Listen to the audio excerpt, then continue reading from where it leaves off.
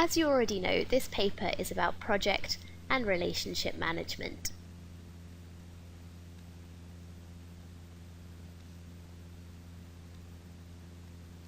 And the E pillar is really about is a holistic approach to managing an organization. So in the P pillar, we're looking at management accounting. In the F pillar, we're looking at financial accounting. But the E pillar is about bringing all of that together and managing our day-to-day operations. E2 considers both the external environment and the internal business environment as well. So in terms of the external environment, we're thinking about, well, what are our opportunities and what are our threats? Because we'd need to respond to both of these. And then if we're considering the internal perspective, it's about our strengths and weaknesses. We'll be using a lot of what we learned at E1 in E2, and we'll be using a lot of what we learn at E2 in E3.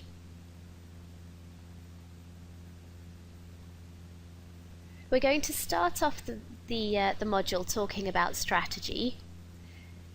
So what do we want to achieve and how are we going to achieve it?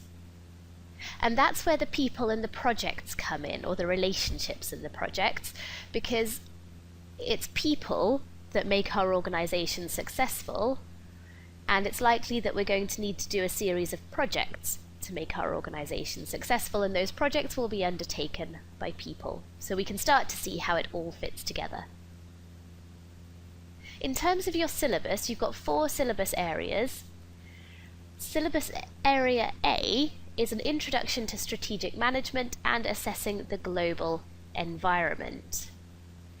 So it's about our approach to strategy, our approach to achieving our goals, and the context in which we're going to be achieving those goals. And approximately 30% of your syllabus and 30% of your exam will be on this topic.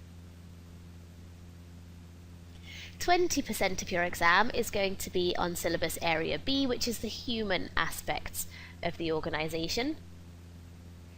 So, for example, the culture of the organization, which, as we're going to learn, really does have a very significant impact on the success of the organization. 20% on managing relationships,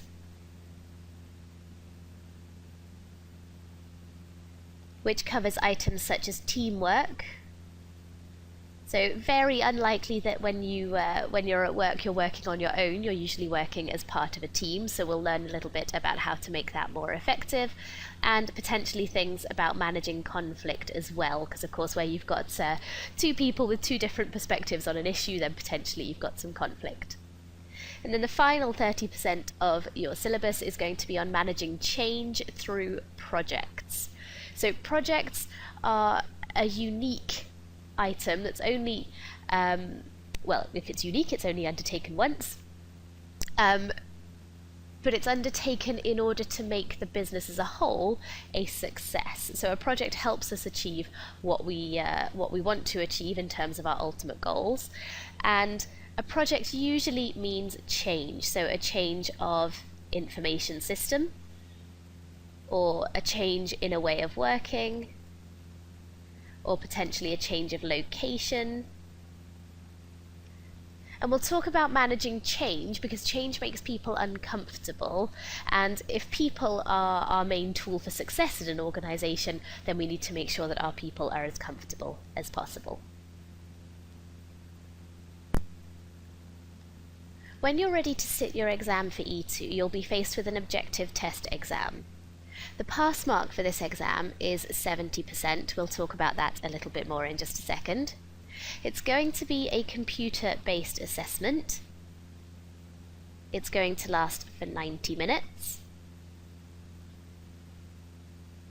And there are going to be 60 questions. So what that means is if you've got 60 questions to answer and 90 minutes to do it in, that's 1.5 minutes per question. And we'll talk about that again in just a second. In terms of weighting, it's going to be as per the syllabus area. So you're going to get 30% on strategy and the global environment, 20% on human aspects, 20% on managing relationships, and 30% on managing change through projects. And all of the learning outcomes will be covered, and you can find a list of the learning outcomes in your course notes. In terms of question types, what will you be faced with? Well, you've got multiple choice, where you'll have to choose one answer from 4 available options. You've got multiple response, where you could choose any number. So sometimes that number will be specified, sometimes it won't. The questions for E2 usually say select all that apply, and from several options. Drag and drop, so you'll have to pick up an item on the screen and drag it to the right place, potentially on a diagram. Gap fill, which is where you have to fill in a number or a word in a paragraph. Hotspot, where potentially on a chart you have to select the correct location on that chart, and a drop-down list where you have to pick the correct item from several options. So we've got lots of different types of questions that will come up. The key ones at E2, you're likely to have a lot of multiple choice, a lot of multi-response, some gap fill, some drop-down lists, not so many hotspot, not so many drag and drop, because there aren't that many diagrams, and there aren't that many charts in E2, so that's generally how it's going to go. Now, you can book your E2 exam for as soon as you are ready, so you can take the exam whenever you like, and you get the results immediately, which is great because there's no worrying for weeks on end about, oh, how have I done? This thing sort of niggling you at the back of your mind. There's none of that. You get to find out straight away the good news, and of course it is going to be good news. Right, I wanted to talk a little bit more about the fact that the pass mark is 70% and you only have 1.5 minutes per question. So let's make a little note. So note number 1, if the pass mark is 70%, that's reasonably high. You have to do pretty well to get through these exams. And what that means is that you need detail. So the thing with the E-pillar that people tend to find is that they'll learn about a model and think, oh, well, that's just common sense. Did somebody really get paid to come up with that?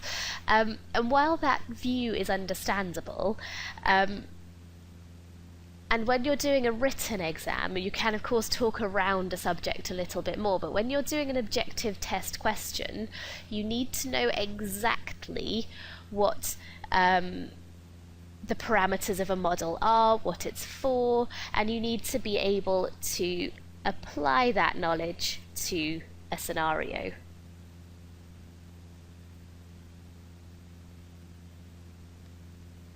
And so that means that you've got to know the models and theories very, very well, much better than you would have had to do had you been writing about them, because you've got less freedom to talk around a subject. So one of the key things you're going to need to do to pass this exam is learn the models and theories in detail.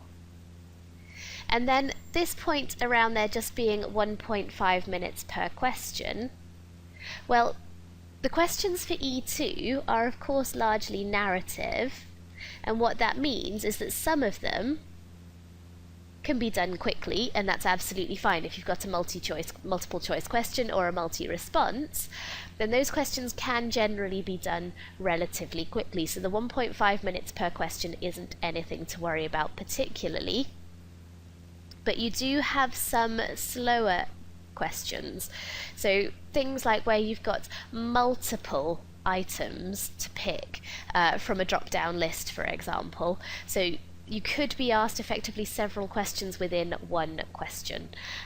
So you've got lots of things to do in that 1.5 minutes. You could be asked for a calculation question, for example. There are some of those coming out of the project management areas of the syllabus. And those questions tend to take a little bit longer as well. But what that means is that where you have a quick narrative question, you can save up time by doing those quickly, and you can use that spare time on the calculation questions. For the E2 exam, to be honest, time management isn't a really big challenge. It should be much better than it is for the P or the F pillars.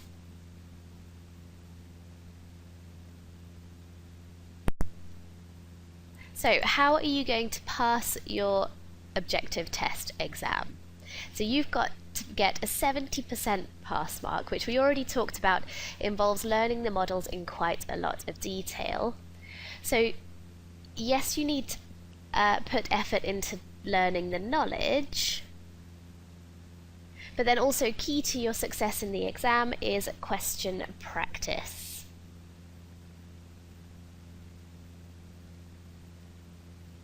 And for that, you need the achievement ladder.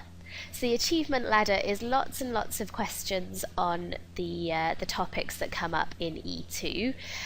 So you should make sure that you work your way through the achievement ladder doing every single question. If you do every single question, even if you get some wrong, of course you're learning by getting them wrong, and because you're reading the feedback as you go.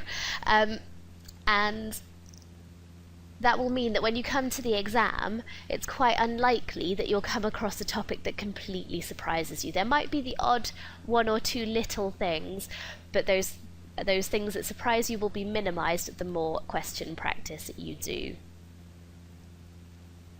So in terms of the knowledge, that could be tested in different ways, and so it's all very well having the knowledge, but in terms of the question practice, that gets you to think about the knowledge in different scenarios. The other thing that you need to be doing is, particularly for the integrated case study, and I suppose for your objective test questions as well, is to try to apply the topics to your own working life. So you might have a think about what is your mission in the business that you work in. So what are your key strategic objectives? What does your business exist for? What's its purpose? And then you might think about the teams you work in, how they're structured, and how they run. And you might think about any projects you're involved in, for example, streamlining work processes, or even just the Christmas party organization. So how does that go? So what are the phases of those projects? What happens during those projects to make them a success? So if you can think about these things, then it makes this knowledge come alive off the paper and makes you see how these topics are not just common sense, but they are sort of real things that people use in business in their day-to-day lives. And then, of course, practically, so yes, you need the knowledge, yes, you need the question practice, but you also need an approach. So you need to think about, well, what are you going to learn? When are you going to learn it? You need a plan. So key dates, when are you going to be studying a particular section? When are you going to be doing the achievement ladder steps? And when are you going to be taking the actual exam? So once you've got this plan in place, all you have to do is execute it. And I know that sounds much simpler than it actually is, so I plan to learn strategy today and tomorrow, but then of course sort of life gets in the way, doesn't it? But of course, if you've got a plan and it's a realistic plan and you make sure that you stick to it, you will of course be successful in the exam.